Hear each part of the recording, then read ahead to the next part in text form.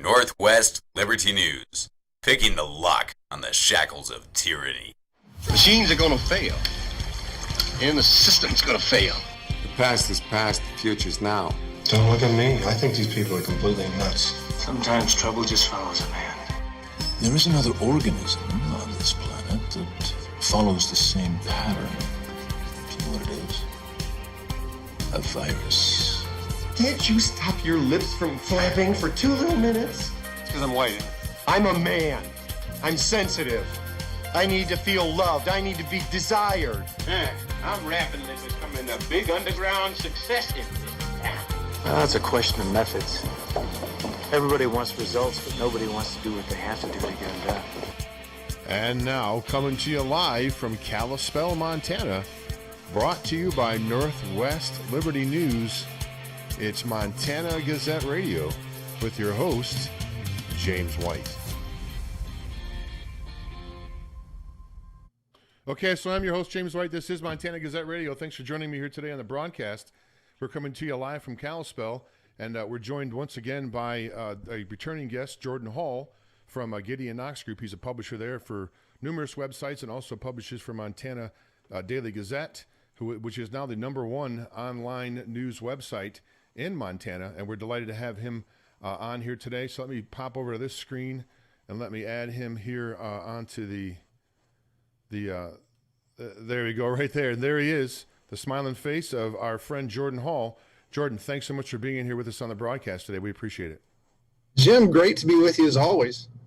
Jordan, I tell you, we can just get right down to it. I'm telling you, some things have happened in the last day or two that, it's disheartening to say the least. We've got some religious leaders now. We're going to talk about that have come out and seemingly stated that, you can't resist the shot. And now we have, looks like we have just our own Steve Daines turning over 2/3 of the water here in Montana in this relief bill. A lot going on, Jordan Hall. We appreciate you being here today. Just give us your overall view here, just to kick it off, your 30,000-foot view of what's been going on here the last few days. Well, we've had a busy couple days at the Montana Daily Gazette. I know that we've been publishing lots of articles. I would encourage everybody to go check it out, montanadailygazette.com. And a reminder that if you have followed it on Facebook, and that's how you get your news, we're totally throttled on Facebook.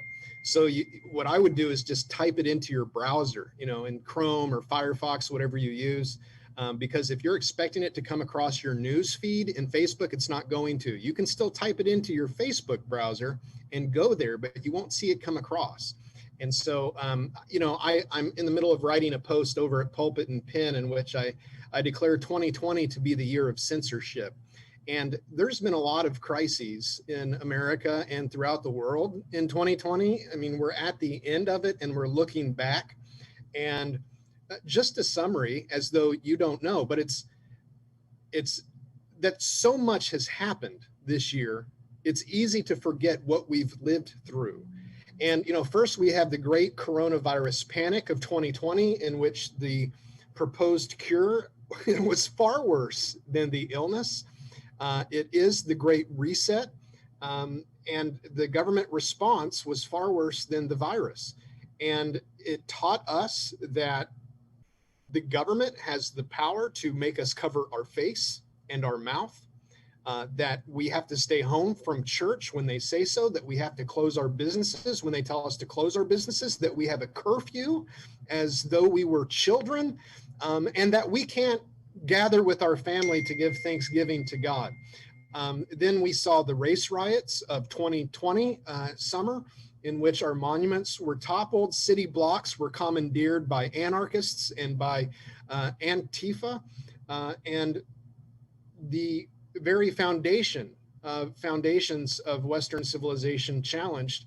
And it taught us that cultural Marxism has largely succeeded in its goals.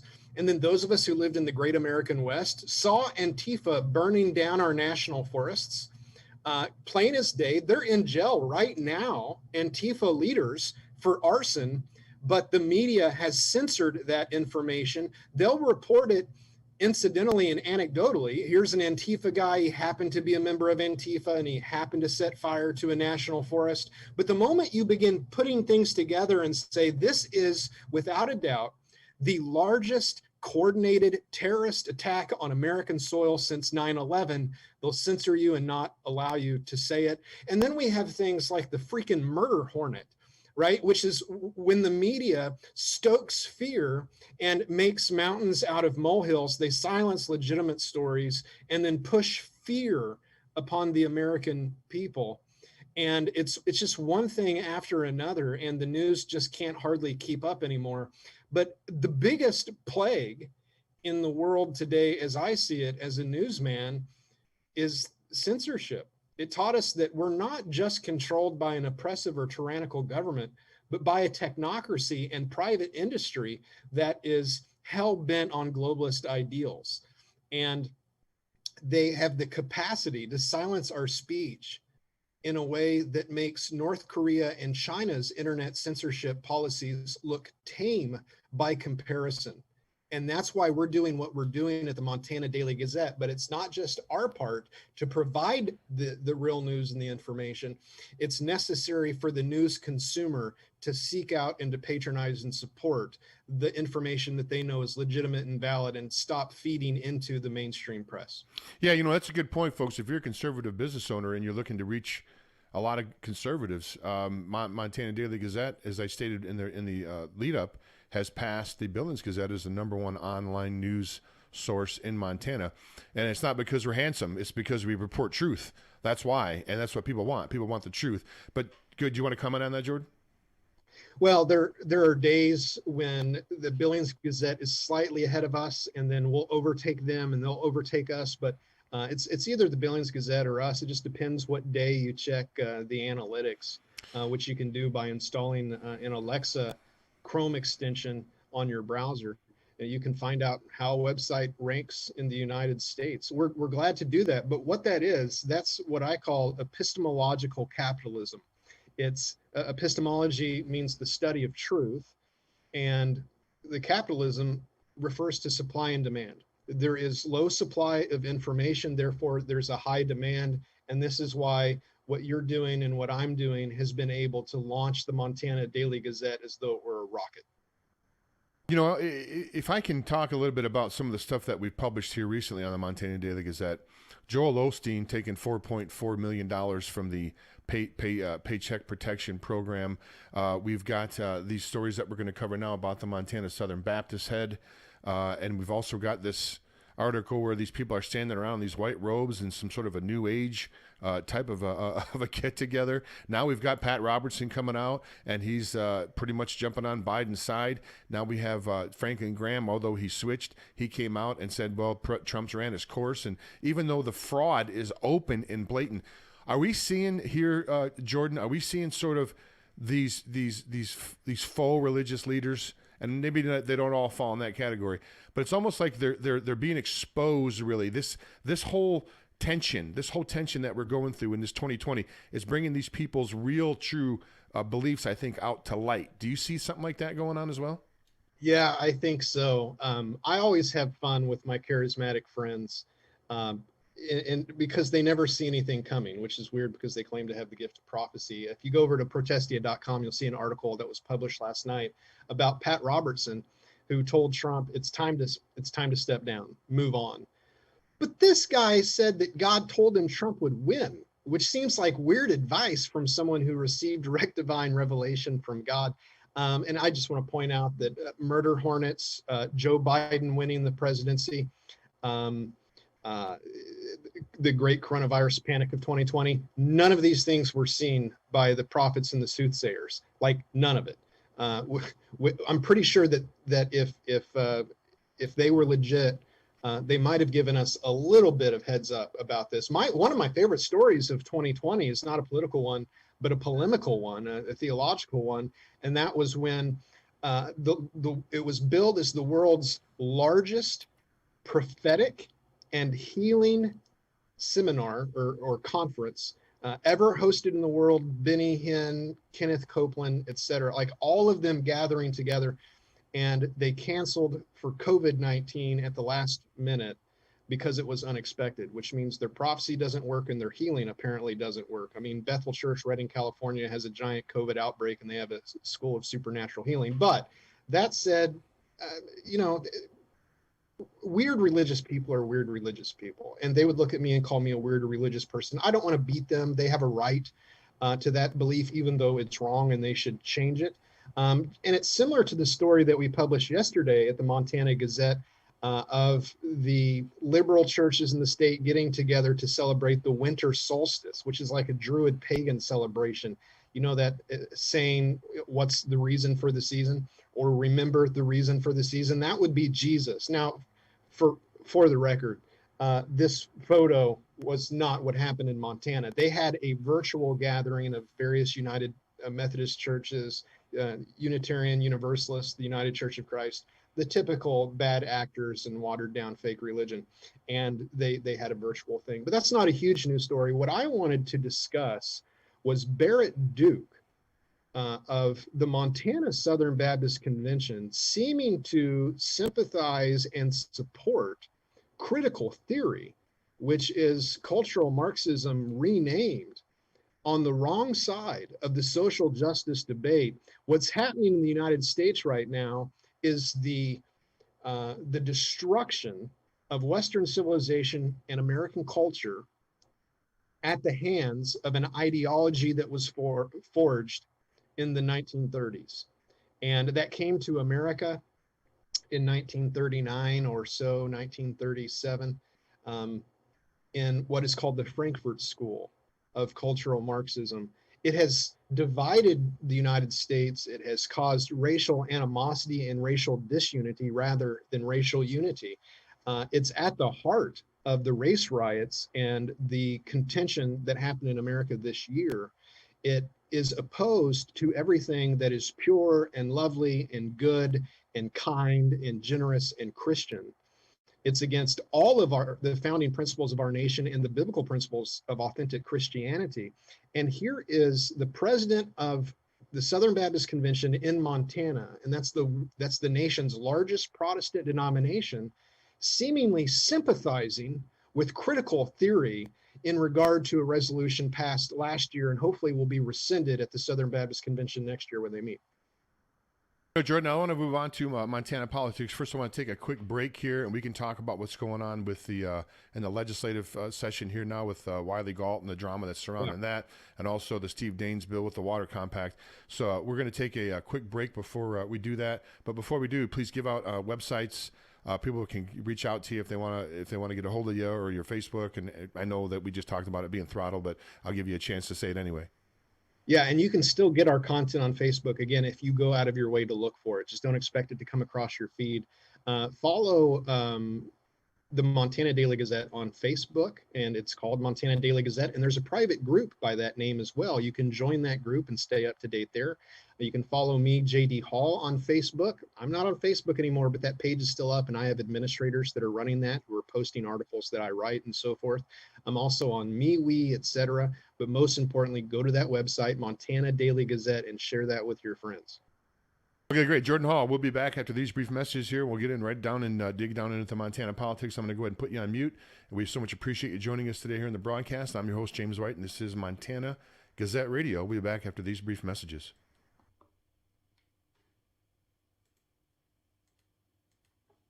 If you like classic cars, exceptional service, and a money-back guarantee, then the Corner Shop in beautiful downtown Kalispell is the place for you. Whether it's an oil change, engine diagnostic, suspension work, or brakes all around, the Corner Shop has you covered. With expert technicians and a free consultation on all services, you can't go wrong with the Corner Shop. Did I mention the classic cars? While you're waiting for your expert service to be performed, take a stroll through the showroom to see Kalispell's smoothest collection of classic cars. The Corner Shop is conveniently located at 1212 South Main, just south of the courthouse. The Corner Shop is open Monday through Friday from 8 a.m. till 5 p.m., so drop by for an appointment or call 755-7777. That's 755-7777. The Corner Shop, Kalispell's full-service auto repair facility. Hi, this video is brought to you by PatriotPrepared.com, where right now you can save $250 on each large package purchase, plus get free shipping to the continental United States.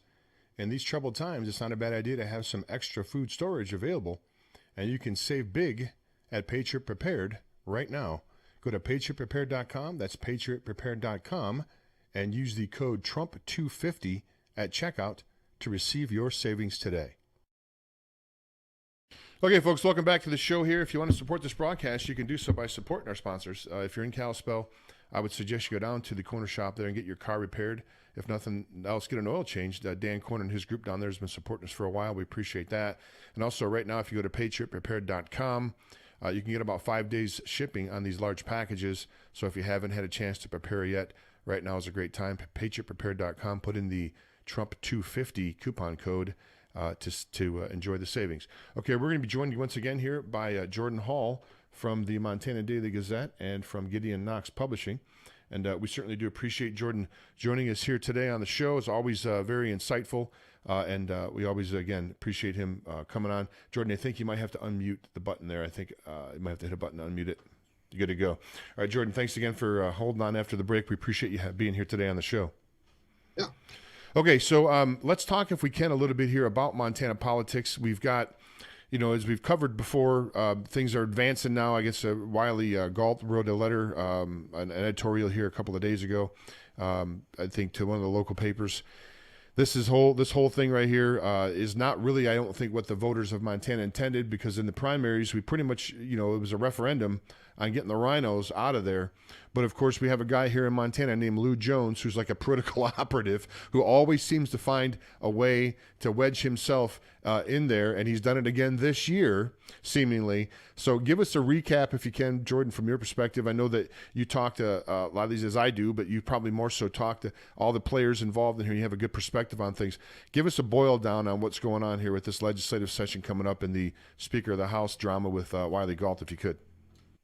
Yeah, I've had many conversations with various leaders in the GOP, and as a good journalist, I won't say who, if it's off record, or when or why, but it's a little bit daunting to know where to start. But essentially, after a contested race for Montana Speaker between Wiley Galt and Representative Matt Regier, Galt won by 1 vote. Now, Galt's not a liberal by his voting record, and I don't believe him to be a liberal at all in any regard, but it was troublesome to many that Lou Jones was supporting his speakership. But it made sense in a way, because it was presumed that Matt Regier would have a scorched earth policy towards Lou Jones. Now, whether or not that's the case, I don't know. Regier says he would not. We presume he would be professional. But my suggestion is that whoever is speaker should take Lou Jones and assign him a seat right in the middle of the Democrat caucus, because that's where that man belongs. That's why I'm not running for office.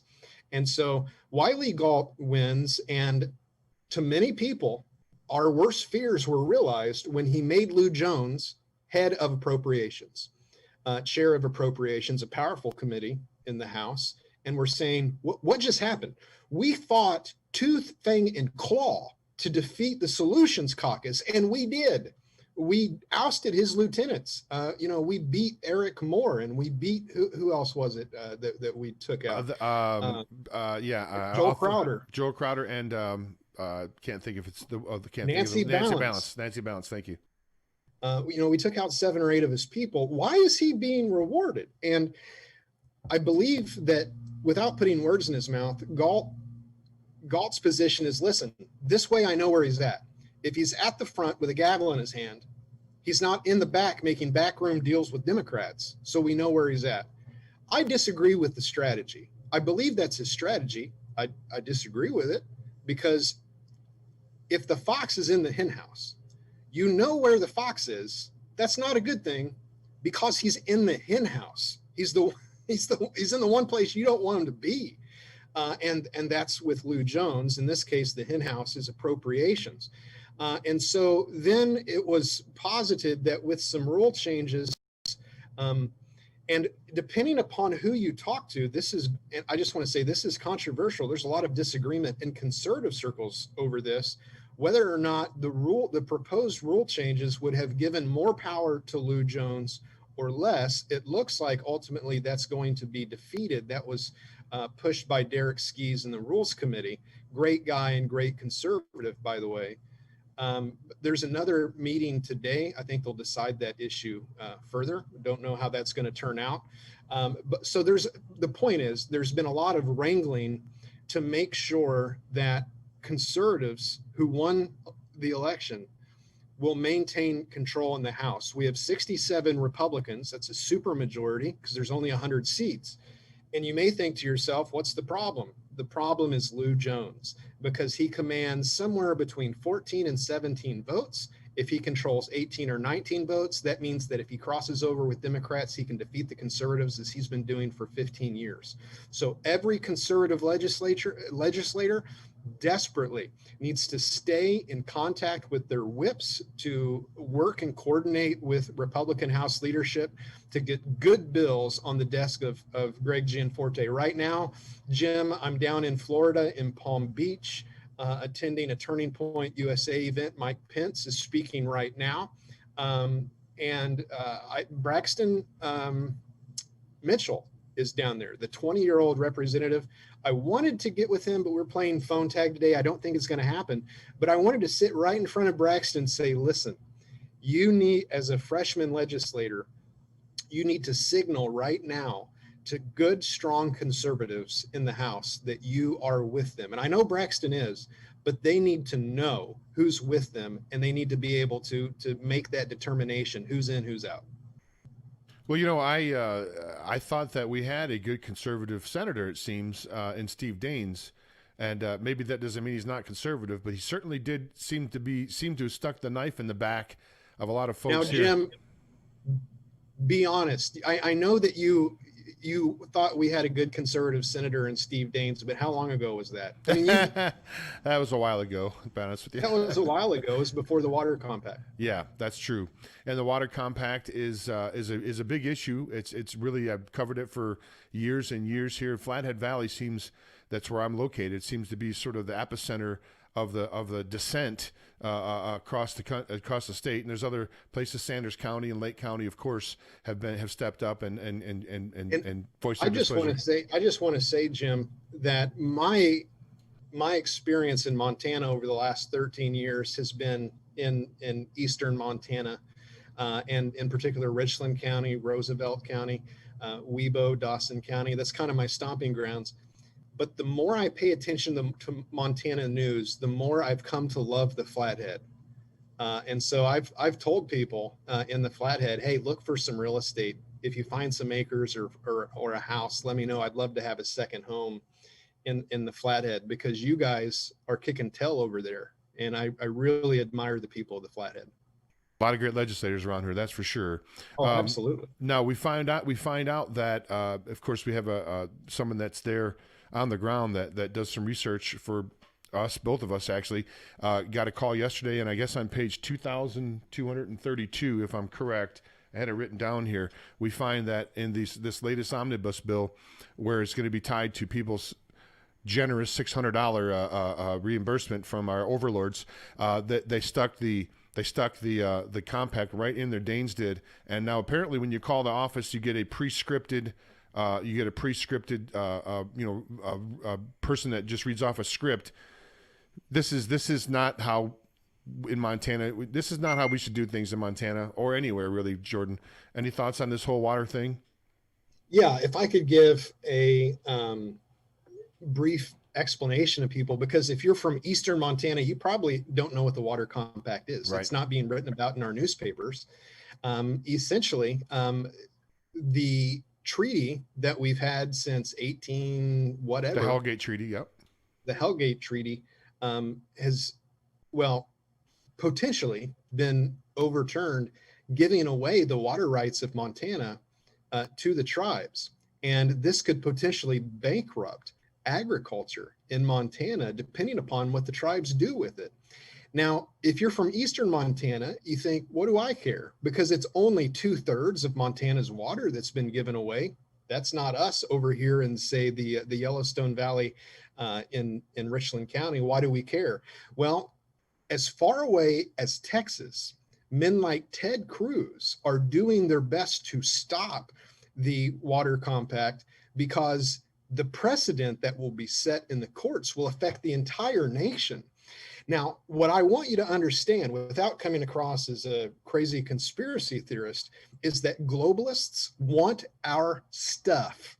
They want our resources. They want our forests. They want our trees. They want our minerals. They want our water. They don't want us to own it. They want it to belong to the world. And that is who is pushing the water compact. And for the life of me, I cannot figure out why on earth Steve Daines, Kristen Juris, and Greg Gianforte are for the water compact, given if you were to take a poll of Montanans, if they knew what it was, if you sat down and explained it to them, I'm going to bet that it would be close to 80 to 90% of the state would be against it.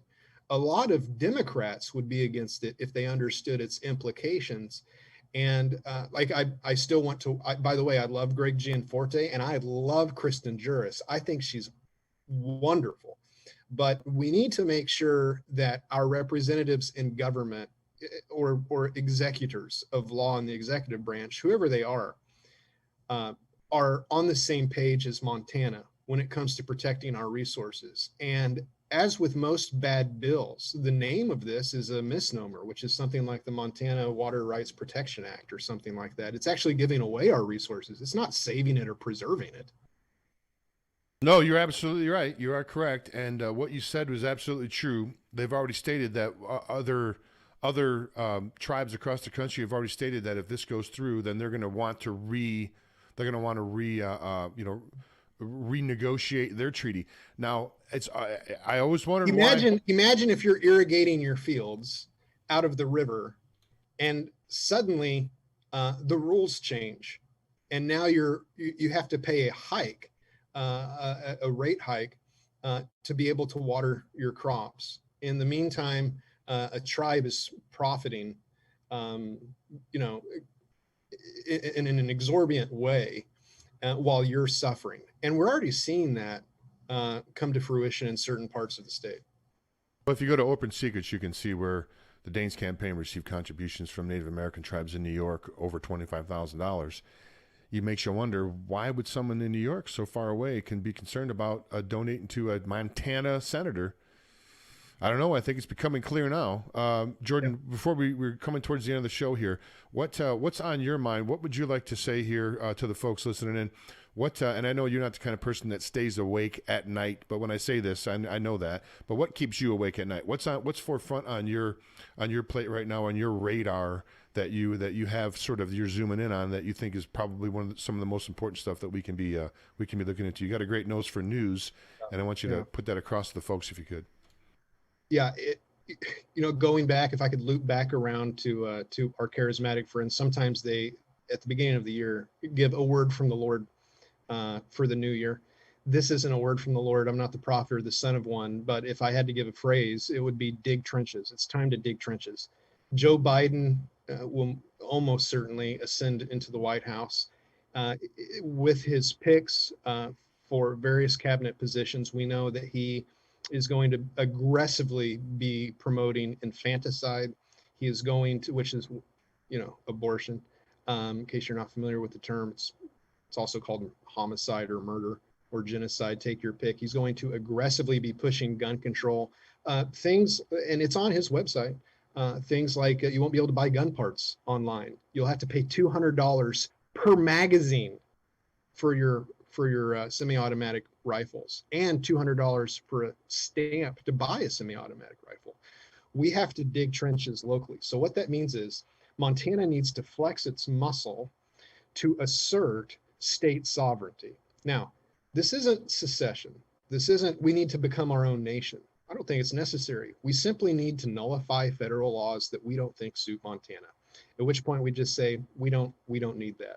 Now, what's going to happen if we do that is the federal government, the only thing they can do besides send in troops is to cut funding, which Yep. means Montana needs to maintain strict fiscal responsibility so that we don't have to rely upon federal dollars, so that when something is passed into law way over in Washington, D.C., Montanans aren't subjugated to the servility of obeying it. That we can say, that's a nice law, try enforcing that. So many states are already doing that with something like marijuana or cannabis. They're saying, hey, that's great. It's not legal federally, but we're just not going to, we're not going to enforce that law, effectively legalizing the use of recreational drugs. Well, if states can do that in regard to drugs, Montana can do that in regard to abortion or economics or taxation or firearms. We can assert our muscle and say, that's a cute law that you just made, Washington. We're Montana. Well, or we could kick the federal agencies out of Montana and open up the resources, and we wouldn't need their money. Right. I mean, that's a good point. And so in order to do that, in terms of digging trenches, here's what I mean.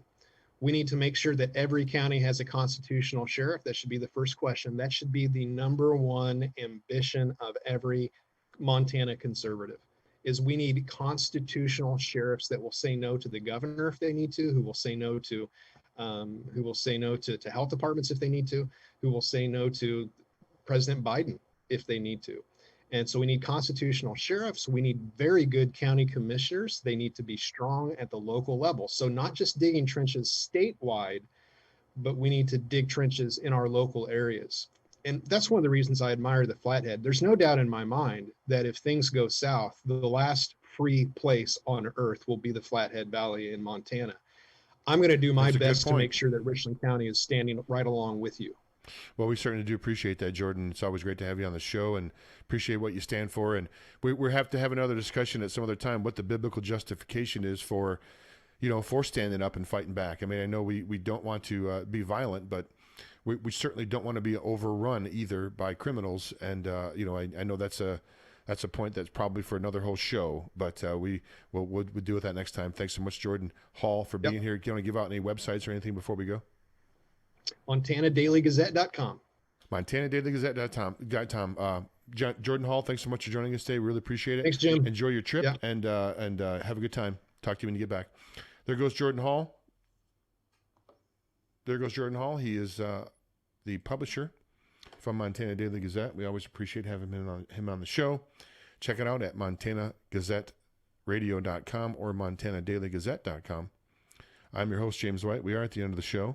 And if you want to support us, you can go to those fine websites, or you can go to northwestlibertynews.com. Please support our sponsors scrolling across the bottom of the screen. Thanks so much for joining us today.